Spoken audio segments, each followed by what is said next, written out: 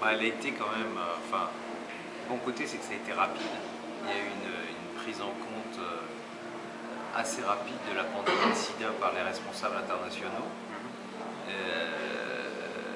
Et en même temps, aujourd'hui, il n'y a plus de leaders dans le monde qui se préoccupent suffisamment du sida pour mettre les moyens qu'il faudrait. Enfin, je m'explique, on a créé un fonds mondial contre le sida, la tuberculose et la malaria, qui a permis de faire accéder des gens de pays qui malheureusement n'avaient pas les moyens de se payer les traitements. Et ça, c'était une belle et une grande nouvelle, c'était quand même quelque chose d'un peu nouveau au niveau international. Le problème, c'est qu'aujourd'hui, on est en 2012, que l'année dernière, il y a eu 1,8 million de personnes qui sont mortes dans le monde, et que si la communauté internationale avait mis les moyens, on aurait pu éviter à ces presque 2 millions de personnes de mourir. C'est-à-dire aujourd'hui qu'on sait qu'avec les traitements, 1,8 million, c'est-à-dire presque 2 millions de personnes sont mortes du sida l'année dernière. Alors que on aurait pu sauver...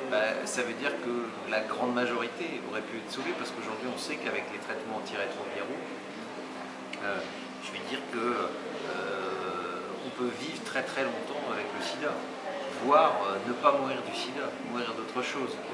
L'espérance de vie est quasiment la même pour une personne séropositive qui est prise en charge que pour une personne séronégative. Et c'est quand même hallucinant en 2012, sachant que quand même la communauté internationale a été capable de se mobiliser face à la crise économique, de trouver des milliards et des milliards pour sauver des banques, pour sauver des pays, et qu'on est incapable de trouver des sommes qui sont assez dérisoires.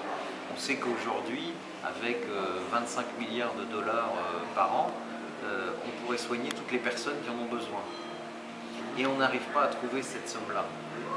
Je vais faire une comparaison qui est pas juste, mais que je fais souvent, mais en même temps, vous savez, quand au moment de la crise des banques, on a trouvé 3 000 milliards de dollars pour les banques.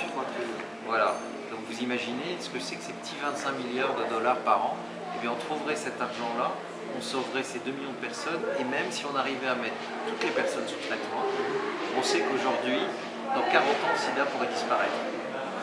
Ce qui est fabuleux, enfin imaginez, c'est la merveilleuse nouvelle qu'on a depuis quelques années, de savoir qu'on peut faire disparaître le sida.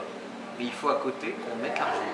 Malheureusement aujourd'hui, la communauté internationale n'a plus un leader. On a eu à une époque Chirac et Lula, qui ont été des présidents, le président du Brésil, qui ont été des présidents très impliqués. Il n'y avait pas une réunion de G8, de G20 dans laquelle on n'évoquait pas la lutte contre le sida. Et malheureusement aujourd'hui, on a l'impression que la lutte contre le sida, peut-être à cause de la crise, est passée au second plan.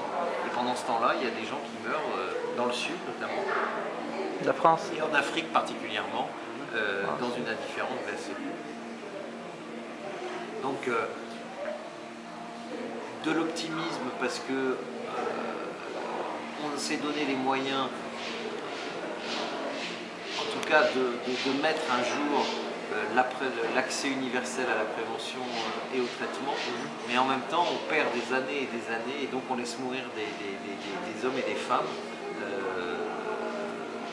inutilement, et je trouve ça quand même un peu scandaleux, parce que si vous voulez, si on était même purement cynique, enfin pour moi c'est scandaleux d'être cynique, mais pour moi ce qui compte c'est la vie humaine, mais ces responsables, ils devraient quand même comprendre que quand on sauve des vies, ces gens-là, c'est des gens qui vont travailler, qui vont créer de la richesse. Quand on voit l'Afrique du Sud, où il y a 20% de la population qui est séropositive, quand on voit que certains corps de métier, comme dans l'enseignement, dans les mines, etc., il n'y a plus de gens pour faire ce travail, puisqu'il y a une personne sur 5 de la population adulte qui est séropositive là-bas. Vous imaginez quand même, c'est absolument incroyable.